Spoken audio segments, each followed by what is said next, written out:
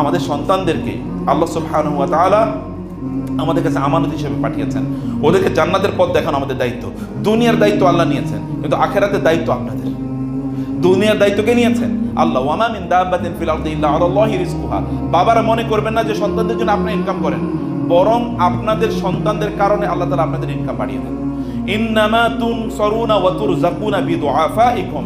রাসূল সাল্লাল্লাহু বলেছেন, আল্লাহ তাআলা আমাদেরকে রিজিক দেন আমাদের মধ্যে যারা দুর্বল তাদের কারণে। আমাদের দুর্বল কারা? দুটো গ্রুপ। হাদিসে এসে রাসূল বলেছেন আমাদের মধ্যে দুটো গ্রুপ আছে দুর্বল, একটা হচ্ছে ছোটরা, একটা হচ্ছে নারীরা।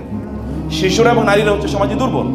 এই দুই দুর্বল গ্রুপের কারণে আল্লাহ তাআলা পুরুষদের রিজিক বাড়িয়ে দেন। এই দুই দল মানে এই কারণে হাদিসে এবং কোরআনে এসে যদি কেউ বিয়ে করে তাহলে আল্লাহ তাআলা কি করে তার রিজিক বাড়িয়ে দেন। আসে না কোরআনে? ওয়ান কি হল আয়ামা মিনকুম ওয়াস-সালিহিনা মিন ইবাদিকুম ওয়া ইমাইকুম ইন ইয়াকুনু ফুকারা ইউগনিহুমুল্লাহু মিন ফাদলি।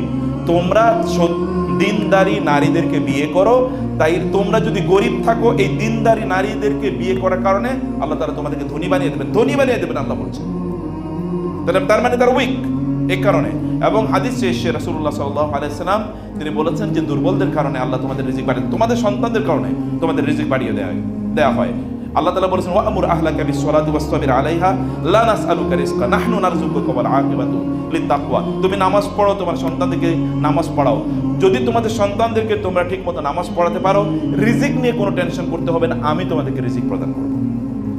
তিনি যদি কাফের মুশরিকদেরকে খাওয়াতে পারেন, তাহলে নামাজীদেরকে তিনি খাওয়াবেন না? এটা কেমন কথা হলো? নিশ্চয়ই তিনি খাওয়াবেন। আপনাদের সন্তানদের জন্য বাবাদেরকে বলবো বাইরের দৌড়ঝাঁপ কমান। আপনার সময় দেন, বাসায় সন্তানদেরকে সময় দেন, ওদেরকে নিয়ে কোরআন পড়েন।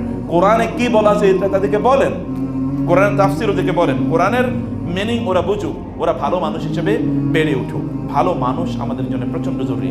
ভালো মানুষ কোরআন ছাড়া কেউ কোনো জিনিস ভালো মানুষ বানাতে পারবে না। পৃথিবীর সকল ভালো মানুষের কাছে গিয়ে দেখেন, ও যদি আপনি দেখেন উপরে উপরে, বাংলাদেশে বলা হয় উপরে দিয়ে ফিটফাট, ভিতরে দিয়ে সদরঘাট, বাংলাদেশে এটা বলা হয়। তো উপরে দিয়ে প্রচুর পরিমাণে ফিটফাট লোক দেখবেন, কিন্তু ভিতরে ঢুকে যখন আপনি দেখবেন this people are never good people. কেবলমাত্র ভালো মানুষ হতে পারে কোরআনের ছায়া তলে।